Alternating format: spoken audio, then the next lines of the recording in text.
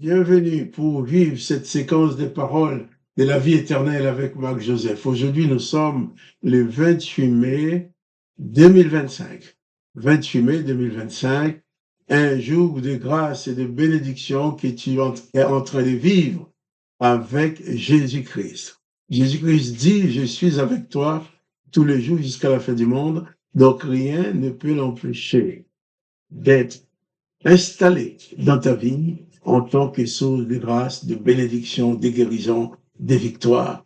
La source de tous les bienfaits dont tu peux avoir besoin dans ta vie.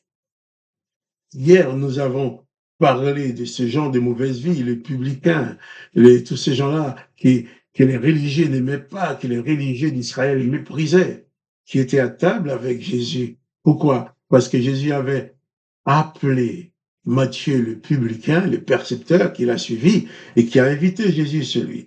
Alors, lorsque les pharisiens ont vu Jésus assis à table avec ces gens-là, ils étaient en colère. Mais comment ça se fait qu'ils mangent avec ces gens-là qui sont impurs, qui ne méritent pas d'être avec des gens bien?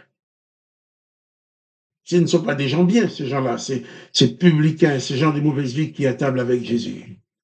Jésus va les répondre, ce ne sont pas les gens qui se portent bien, qui ont besoin de médecins, mais les malades. Et sache que même si tu réalises que tu te portes bien, tu as quand même besoin de Jésus-Christ. Tu as besoin de la présence de Jésus-Christ dans ta vie, car Jésus-Christ est le Sauveur. Jésus-Christ est celui qui assure à ceux qui viennent à lui la vie éternelle.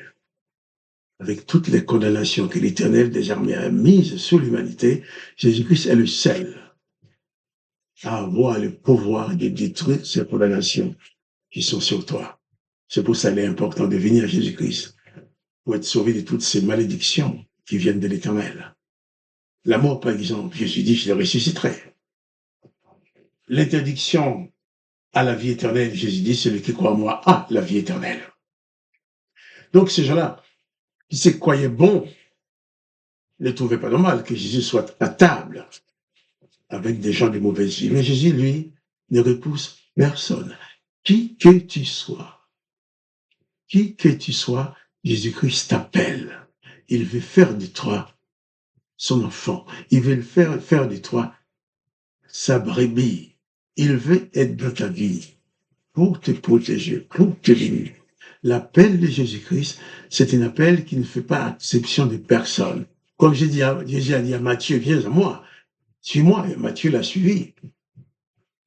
Que les gens soient reconnus comme des gens bien ou reconnus comme des gens mauvais, Jésus les appelle, il les aime, il veut que tu sois sauvé. Je ne connais pas ta situation, mais j'ai la certitude que Jésus-Christ t'aime, il veut que tu sois sauvé.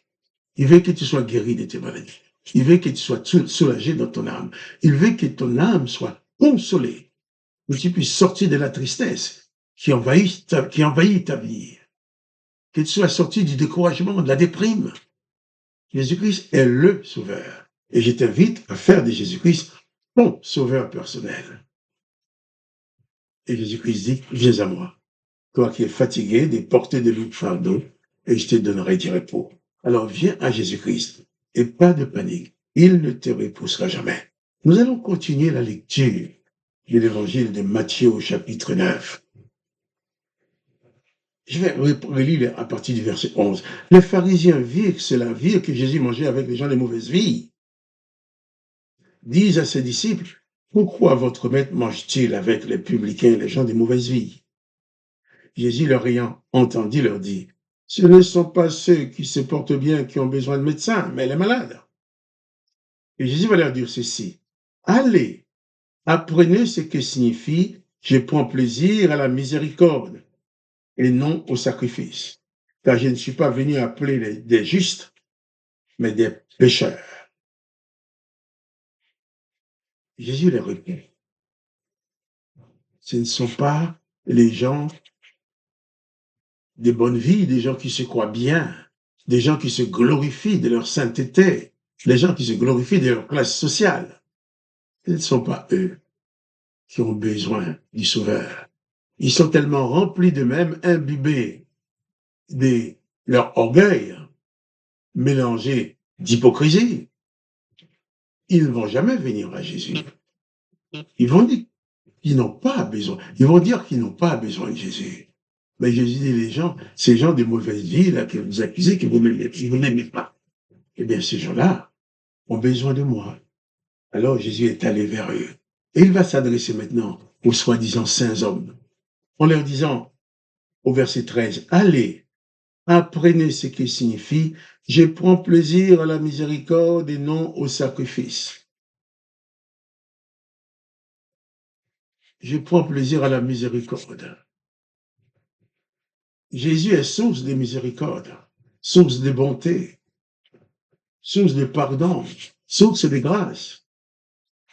Pour ceux qui sont rejetés, ceux qui sont méprisés, ceux qui ne sont pas aimés des autres, ceux qu'on qualifie de gens de mauvaise vie, ces gens qui estiment qu'ils sont des personnes de bonne vie, eh bien, vont rejeter ces personnes de mauvaise vie. Mais tous ces rejetés-là, Jésus-Christ les accueille. Peut-être tu es rejeté, il y a des personnes qui te rejettent, mais sache que Jésus-Christ ne te rejettera jamais. Jésus-Christ t'accueille. Apprenez, il dit, je prends plaisir à la miséricorde, non au sacrifice. Pour eux, ces gens-là, ce qui faisait leur sainteté, c'est d'avoir offert beaucoup de sacrifices à l'Éternel leur Dieu, beaucoup de sang. À chaque moment qu'ils disent, bon, ils vont offrir un taureau, un bouc. Ils vont offrir des sacrifices, offrir du sang à l'Éternel des armées. Oh, Jésus-Christ n'est pas venu pour faire couler les sangs des animaux, mais il est venu pour sauver l'humanité.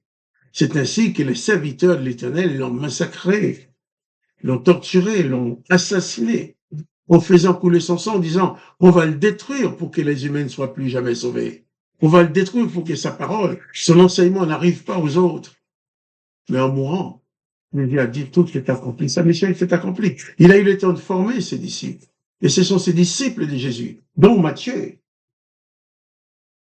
qui ont continué la publication des enseignements de Jésus-Christ.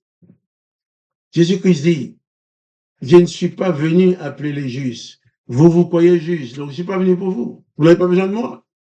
Mais je suis venu appeler les pécheurs. Donc, Matthieu le publicain et ces gens de mauvaise vie, c'était des pécheurs. Donc, ils ont besoin de moi. Ce qui est merveilleux à comprendre, c'est que qui que tu sois, quelles que soient tes origines, quelle que soit ta situation dans la société, quelle que soit ta situation morale, viens à Jésus-Christ. Il ne te repoussera jamais. Tu seras jamais trop mauvais pour être sauvé. Et ceux qui se croient trop bons pour être sauvés se trompent. Ils ne seront même pas sauvés. Ils se croient trop bons. Mais Jésus accueille tous. Jésus, en mourant sur la croix, avait ses bras tendus de part et d'autre. Comme si ses bras ouverts, comme ça, disaient, venez tous, quelle que soit ta direction, la direction où tu te trouves, quel que soit l'endroit où tu es, viens, mes bras sont ouverts pour toi. Je t'invite à venir à Jésus-Christ si tu ne l'as pas encore fait. Je t'invite à recevoir dans ta vie la grâce de Jésus-Christ et que tu sois sauvé. Quel que soit l'état de tes péchés, l'état de tes souffrances, Jésus-Christ dit, viens à moi. Je ne suis pas venu pour ceux qui se croient justes, mais pour les pécheurs. Alors Jésus-Christ est venu pour toi. Jette-toi dans les bras de Jésus. Élève ton âme vers lui. Apporte-lui tes fardeaux et tu seras soulagé. Il va manifester sa miséricorde dans ta faveur. Que le nom de Dieu le Père soit glorifié, que le nom de Jésus-Christ soit glorifié. Et que toi, tu sois pleinement béni par la présence de Jésus-Christ dans ta vie. Quant à moi, Marc-Joseph, je te dis encore, pas de panique. Jésus-Christ t'accueille. Il a un plan de bonheur pour ta vie. Et aussi, à demain, pour les paroles de la vie éternelle.